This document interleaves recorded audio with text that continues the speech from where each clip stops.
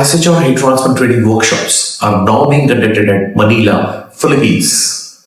Hello doctors, this video is for qualified doctors, that's plastic surgeons, dermatologists and facial surgeons who are interested in setting up the hair transplant center or starting the hair transplant practice. I'm Dr. Vivek, Organizing Secretary, Hair Transplant Workshops at ISHR, Indian Society of Hair Restoration. ISHR global headquarters are at Mumbai, India. ISHR also have chapters in few cities in India and abroad, having respective president secretaries who handle practical training in their respective cities and centers. We are inviting experienced hair transplant surgeons across India and the world to associate with us to offer to qualified doctors hair transplant practical training at their respective centers. So let's discuss in brief about ISHR workshop, curriculum and topics which we are going to cover for you. First and foremost, we're going to start with consulting a hair transplant patient, finding out what are the indications and contraindications for hair transplant. Then we are going to discuss how to find out how many hair grafts he has, how many hair grafts does he require, is he androgenetic alopecia or non-androgenetic alopecia. Then we're going to discuss about hairline design as per his age, height, ethnicity. He's Afro, he's Caucasian, he's Asian, he's Indian. So we're going to draw his hairline. We are going to discuss about distribution of the grafts. Is he going to comb from left to right or behind? So when he comes for a consultation, we have to show him how he's going to look, how many grafts we are planning to put, how many grafts he has got, how do we distribute these grafts, etc. Of course, we're going to ask a lot of questions which he'll ask, the frequently asked questions from the patient, like how long the hair transplant result may last, is there any complication, side effect, what is our technique, and so on. Is it going to pain, and so on and so on. Will the hair really come? What is the success rate, etc. Then we are going to discuss about art of hair extraction. What is safe donor area? What is a good donor management? What sort of instruments can be used, like the hybrid punch, the trumpet punch, the sharp punch, the dull punch, the role of tumescence for the donor area, okay, the role of skin retractor for the donor area, the role of Z's magnification loop for extraction, and so on. Like we're going to leave 3 or 4 grafts and take 1 graft. It's called proper donor management, so there should not be any donor deprecation. Then we're going to discuss about different methods of hair implantation. We're going to make a slit with sapphire blade and we're going to implant with the forceps, one method. Or we're going to make the slit with a sapphire blade and implant with a keep implanter, the second method. Or we may not make any slit and directly implant with the direct pen method. Then we will discuss about angle, like 15-20 degree angle at the hairline, the frontal scalp, 30 degree angle at the mid scalp, 40-45 degree, and a swirl pattern at the crown area, 5 degree at the temples, 10 to 15 degree at the frontotemporal angle. So we will discuss about the depth of hair transplant, the techniques of hair transplant, the distribution of graft to create illusion, and the angles and the direction and the curls of the hair follicle. So these will be covered. We will discuss about pre-operative preparation, what investigations we have to do, post-op care, medical emergencies, surgical complications, and so on. In the hair transplant instruments, we will also discuss about different machines for extracting of hair.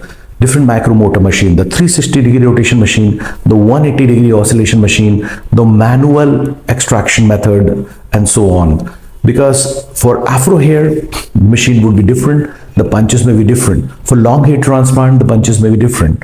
So there would be different equipments for different ethnicity, which we are going to discuss once you come for the hair transplant workshop.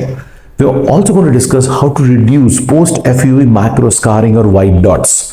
We use biotech products to reduce it. Okay.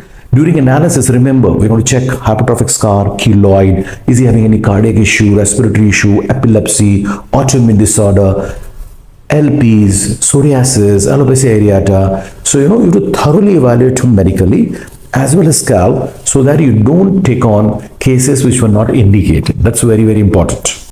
Another important factors which we have to discuss is how to extract quality grafts. The graft should not be transacted. Okay, if you need soft hair from nape of the neck for a feathery hairline around 150, you should store it separately. Then you will need around 2-3 hair follicle which are single for the transition zone, so that should be stored separately. After that, you should be cherry picking and taking out thicker grafts like 2-3-4 follicle. And the most important is don't damage them, don't let them dry, Don't avoid transaction. So initially you will have little transaction, but as you become a senior surgeon, your transaction rate should not be more than 3%. So there will be a whole discussion about the science of hair graft extraction and how to prevent transaction for better hair transplant results. We will also discuss comparison between FUE, the new techniques where you take out single graft, follicular unit excision, as well as FUT where you take a strip. Where this should be used FUT, where FU should be used, where there should be combination of the two. What are the advantages, disadvantages of the FUT, the strip method, and what are the advantages and disadvantages of the FU method. We're going to discuss about terminology in hair transplantation, and of course, there is sometimes confusions of different types of FUE. So we'll dissect it, the principles behind naming of a particular technique of FUE. Then the two most important thing, exclusive with very few clinics, that is a new technique called instant FUE we want to discuss.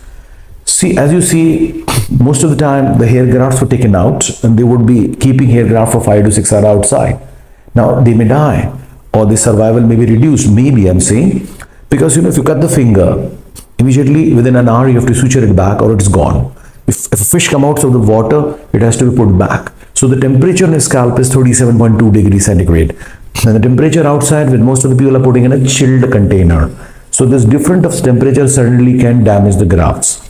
So what with this new technique IFUE, which you will be learning, is take out the grafts and implant simultaneously. Maybe 1000, 500, 250, 100, whatever technique you want to do, but reduce the out of body time of the grafts. So that, see, the moment the graft is cut, its blood supply is gone. Where is it going to get oxygen from? The sodium potassium channels will go haywire. Free radicals will start developing. Okay, so it's about to die. So we may keep in the best of ATP thermosols or a DNA medium, etc., great, or a plasma light we have to keep. But if we can transfer it back immediately to the same milieu, the same pH, that is the scalp, so through diffusion and imbibition, the oxygenation will happen, nutrition will happen, and the survival will be better. And with this technique, we have seen the grafts coming faster. And we have seen some better results last 3 years since we are using this IFU technique. So the people may call this with different name, but it's pretty new technique, and we are quite sure in the future this will be the technique in the world. So instant FUE technique, simultaneous extraction and implantation of a graft. We have a special chair for it, and certain ergonomics have to change. The team has to be bigger. Another important and unique thing which we want to cover in the hair transplant workshop is special care post-transplantation of the hair grafts. That is, as you see, if you want to put 4,000 plants in your garden, not all are going to grow. Similarly, if you're going to put 4,000 grafts, maybe not all are going to grow. So when they are developing their own blood supply in the initial few days, we want to put PRF, GFC, special culture media, ATP thermosol, bombarding with antioxidants, and so on. So this protocol is being developed so that the hair grafts survive better, especially the first 3-4 days where a few grafts may die as they have not yet developed the full blood supply in the capillaries at the double papilla. So this is a unique thing which we're going to discuss, post hair transplant hair graft care for a better hair survival. Depending on which program we have joined, we will discuss about beard hair transplant, eyebrow hair transplant, body to scalp hair transplant. Okay, so as you know, these are different textures and anagen telogen ratios are different in different location. So we're going to discuss about eyebrow, burn scar, body hair transplant, beard hair transplant in the advanced program of fellowship. Those who have joined for the advanced program for fellowship, we'll be covering these topics too. So there's something called branding. Positioning, what do you stand for? Like people love if you're doing only hair transplant. So you're a specialist in that field. What is that unique technique you're doing? So, and also remember the importance of hair transplant technician in your team. You alone cannot do the surgery. Okay. So you should have an experienced team and same team for the long term. Both technical as well as very good team in your clinic staff who is going to take the first phone call. Remember, patient going to see your website. Then going to call to your receptionist. And then come to you. So before there's a lot of happening, So make sure everything is in place. Use hair transplant software so everything is systematic. After 5 years also you can SMS, WhatsApp or call your patient to know the status. So follow up is so important for your patients because the same patient is going to give you more patients. So we're going to discuss about branding, positioning, communication, hiring of the right staff, hiring of the technician, where to get them, what are the legalities, what are the taxations. So ISHR is all about 360-degree solution because we have seen a lot of doctors who are doing well, but they stop here. So we hold their hand, try our best to set up the practice, help them become more successful, but alone we cannot do, as a team we can do. So this is a very important aspect called the finishing touch. After you know everything, how do you come as a physician into the market and how you become a successful hair transplant practitioner. For any further queries, please contact the numbers below. Our counselor will guide you and help you and sort out most of your queries. So goodbye and see you.